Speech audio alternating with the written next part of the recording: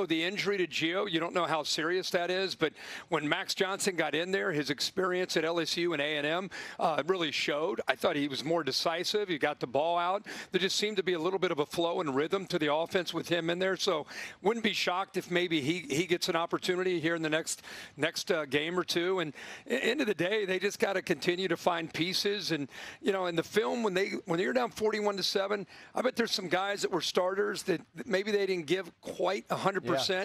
Maybe guys that came in off the bench did.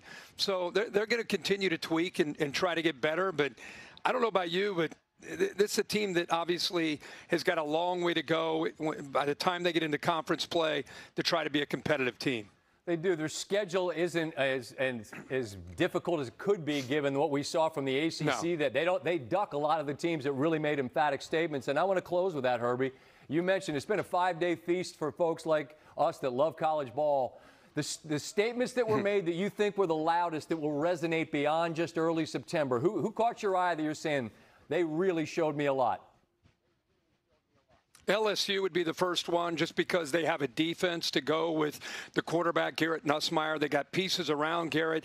The other thing that I think stood out to me was his play on the road in that environment. That was a tough game for them. They played smart. He didn't turn the ball over, which at times was an issue for him last year. I think they're a real threat in the SEC and potentially for a national title.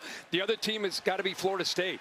I mean, we were kind of kidding, like Tommy Castellanos, what is this guy doing? What's he thinking? You know, calling out Alabama. You don't want to ever do that against Alabama. I don't know what's a bigger story, how good Florida State looked or how terrible Alabama looked. It's a toss-up. I'm anxious to see what Alabama does with Kalen DeBoer. He's a great coach. He's got some good players. But to me, it was more about energy, a lack of effort, not necessarily just execution. It's like, where's the speed on this team? I know they have Ryan Williams, but they just didn't look like a team that had, I don't know if they had ankle weights on or what their deal was, but they look slow to me. So I don't know where they go from here. They got to get a lot better. But Florida State, going back to your theme, it's got to be a team you walk away with, along with Miami, that looks like, wow, those two teams, 1 week, but those two teams I thought made great statements. Yeah, at Stanford, Steve and I do a pod late Saturday night, and we both mentioned that Florida State program is a proud program. They put the money into Doak, and they played with an energy that's reminiscent of the old days of Coach Bowden when they were in your face every single play and let you see it and hear it and feel it. They were tremendous. They start with a lightning bolt down there in Tallahassee. Herbie, you were fantastic throughout. I know you time to get some rest and get home. Get Pete out of there. Give him a treat and pat on the head from his buddy Van Pelt. Look forward to talking to you soon. All right, my friend? You got it. Yeah, you got it, buddy. Have a good one. All right, you as well.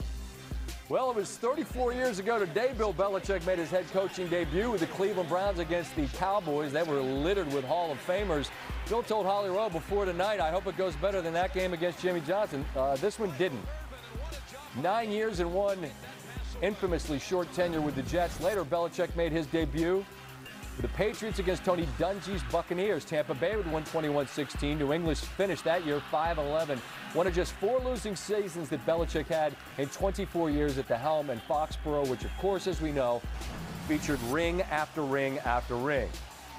Tonight, Chapel Hill.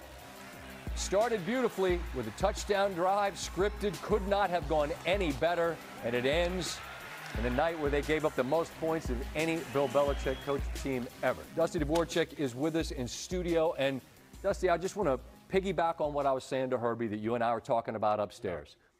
The pregame show's supposed to be about Belichick. Has to be. We're supposed to go overboard because Bill Belichick is Bill Belichick, and he's coaching in college, and they've gone out and brought in all these people.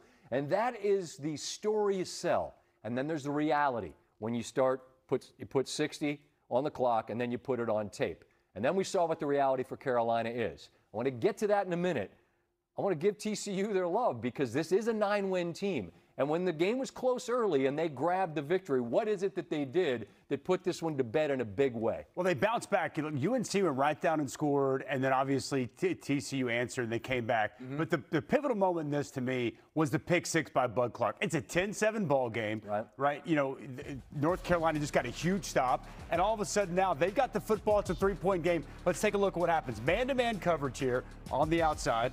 Okay, we're going to get man-to-man out there. We're going to get an inside route that's going to come here, and we're going to work out here. And then Bud Clark is the key to this entire thing. He's matched up with that inside slot receiver, and you're going to see the anticipation. It's a fifth-year senior, a veteran guy for this Frogs defense.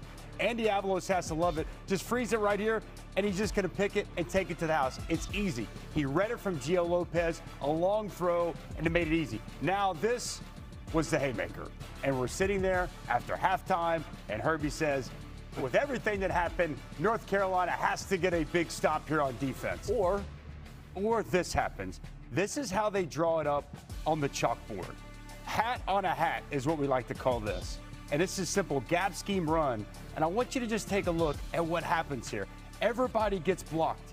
Everybody does exactly what they're supposed to do. And Barnes is patient. He follows his blocks, strike up the band.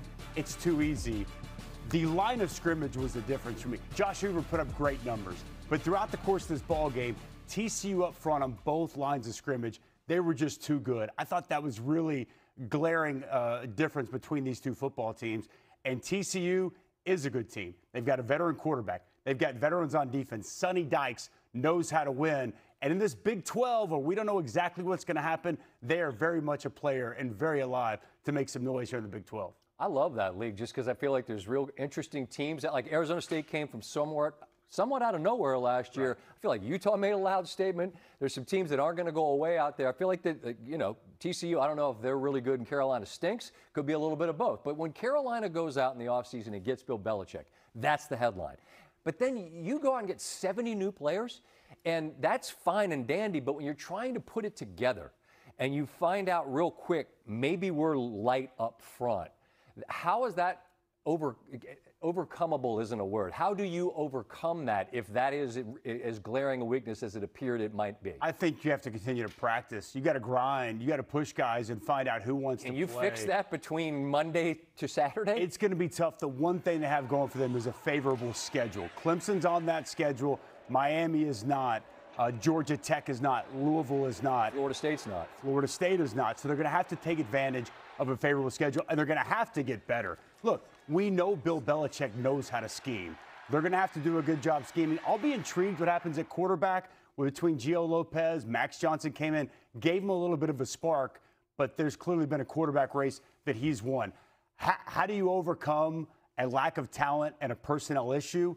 It's going to be tough. There's no magic wand at this point in time. This is your football team, and you've got to find a way to get better each and every week. I know it's cliche, but you're going to have to practice, and you're going to have to scheme, and you're going to have to execute very well. The other part of this, too, they were sloppy. Yeah. Like, that was the other thing that surprised me. Like, I knew they were going to be at a personnel deficit, but I thought with Bill Belichick, they would not make mistakes. They wouldn't beat themselves, and that's exactly what they did. You know it's easy to sell? Optimism. You know it's hard to sell? The reality of what you're just describing, that it's going to be a grind to try to fractionally improve to be better than what we saw tonight. Bill Belichick was the story pregame, all of the pomp and circumstance. 48-14 is the final and the reality that he is discussing after the loss in his debut with Carolina. Well, it was a great, great atmosphere here for the game tonight. Fans had tremendous energy all walk, and we played competitively, but then just couldn't sustain it. So, obviously, we have a lot of work to do. We need to do a better job all the way around, coaching, playing, all three phases of the game. Just wasn't up to what it needs to be, and I know we're a lot better than that. So, we'll need to work on those things and show it on Saturday on a quick turnaround. But, give TCU credit. They came in and did a good job, and they were clearly the better team tonight. They deserved to win, and they did it decisively. Right here. Coach Andrew Jones, Tar Heel 24/7. When things started to go bad quickly after you guys went up 7-0, what was the sense of? Was there a sense of helplessness that you couldn't stop it? And what was maybe the key sequence that you thought got your team sort of off rails? Yeah, multiple things. Anytime you give up 2 turnovers or touchdowns offensively, that's not good. We gave up several long plays on defense, where they gained a lot of yards on one play. So just too many of those. There wasn't any one thing. It was a combination of multiple things. Too many 3-and-outs, too many long plays on defense, and then 2 turnovers. Well, we had 3 turnovers, but 2 turnovers, touchdowns. You can't overcome that. Given the short week now, how much teaching can you do from this video ahead of Saturday? Yeah, well, we'll use the time best we can to, like I said, correct the mistakes from tonight and move on, and then get ready for Charlotte. So they got a couple extra days here, and they came off a disappointing game themselves. So we're both a little bit in the same boat here. But yeah, we got a lot of work to do, and we'll get at it. Hey, Coach Chris Asher of Tar Heels on SI. You guys had a lot of missed tackles tonight. How much of that has to do with the limited amount of time you had to prepare for this game is when it comes to tackling? Yeah, you said it. We got to do a better job of tackling. There's no doubt about that. And so we're just going to have to work harder on it, tackle better. There's no secret to it. There's no pill you can take. You just got to, have to tackle better fundamentally and get more guys around the ball so we're not, so many tackles in space. Back left. Yeah, Jeremiah Holloway with Inside Carolina. You alluded to it a little bit, but after that first drive, it was kind of a struggle offensively to get points on the board.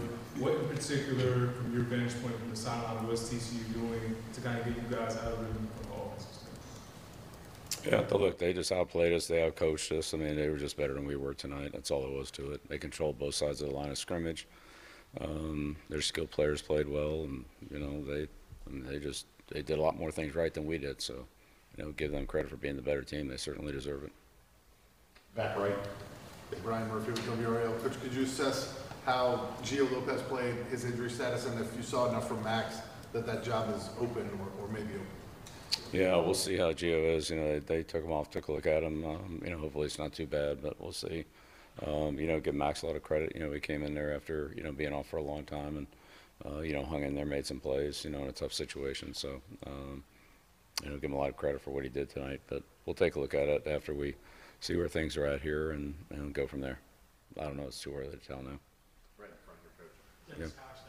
Yeah. Fan, where did the breakdowns after that first drive happen in the run game offensively for you all? There were multiple. The biggest thing was they had trouble getting off to the linebackers, and they float over the top. We didn't get to them like we needed to, and we got beat in a couple of one-on-one situations. And if you don't make yards on first down, then you're in second and third and long, and it just we ended up with too many 3-and-outs there in that second quarter. So first down really helps you a lot on second and third down. We just didn't do a good enough job on first down tonight. Back row left. Luke DeCott, an observer. You talked a lot about going into this about kind of trying to figure out what you had and what you were building. Were you surprised at the way things snowballed sort of late in the second quarter and into the second half? Well, we'll just keep working and keep grinding away. We're better than what we were tonight, but we have to go out there and show that and prove it. So nobody's going to do it for us. We'll have to do it ourselves, and that's what we're going to do. Front row on the right. Noah Weisskopf, Tar Heel 24/7. What was your message to the team in the locker room after a game like this? Yeah, I usually keep my comments to the team private between myself and the team. But obviously we have a lot of work to do, and we need to get to it. And that's the long and short of it. On the right here. Yeah, Aaron Beard to the AP. We saw you on the field before the game, walking around, watching your team, watching TCU. It's obviously a great environment. I'm curious for what you envisioned of a college game, what this experience was like coming out and participating in that. Yeah, it's a great environment tonight. Fans are awesome. It's great energy in the stadium. We just didn't do enough to keep it going. We got to play better for the energy to be sustainable.